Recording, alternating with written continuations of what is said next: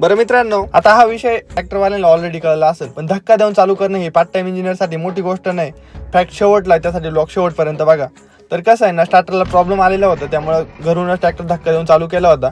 आणि आता main task असं होतं का ट्रॅक्टर न बंद पाडता नॉन स्टॉप सगळं काम करून पुन्हा घरी आणून उभा करायचा होता. तर मग त्यासाठी घोड्यासारखा ट्रॅक्टर पळवला. पण कसं आहे मित्रांनो, आपलं काम म्हणजे वेळेत पण झालं पाहिजे, डिझेल पण वाचलं पाहिजे आणि कामाला क्वालिटी पण आली पाहिजे. मग या सगळ्या गोष्टी ऑलमोस्ट झाल्याच होत्या नाही का. पेरणी झाली होती, दंड पाडायचं काम चालू होतं आणि दंड पण एकदम क्वालिटी पाडायचं काम चालू होतं नाही का. स्वतः मालक मागं बसलेला असल्यावर क्वालिटी काम करावं लागतं आणि आपण तसं पण क्वालिटीच करतो. मग तुम्ही माझ्या नेमकं घोडं आडलं तरी कुठं, अहो जे नाही व्हायचं तेच झालं. आता पेरलेल्या वावरात धक्का देणं पण अवघड होतं आणि दुसरा पण प्रॉब्लेम होता. आहे का ट्रॅक्टर पडलाय बंद.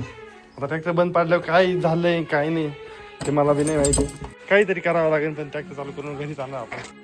मग घरून पाणी वगैरे नेले, सगळी वायरिंग व्यवस्थित चेक केली आणि जोरात धक्का मारला आणि अथक प्रयत्नानंतर ट्रॅक्टर चालू झालता. मग काय सगळे आनंदी, बाई सगळ्यांच्या चेहऱ्यावर खुशी होती. म्हटलं आता काम फत्ते करून टाकू आणि निवांत घरी जाऊ. बरं आता तुम्हाला वाटलं असेल एवढ्या प्रॉब्लेम मध्ये काम केलंय म्हणलं, ते काम कसं झालं असेल आता तुम्हीच बघून घ्या. किती जरी प्रॉब्लेम असला क्वालिटी कॉम्प्रोमाइज नाही करायचं कधी.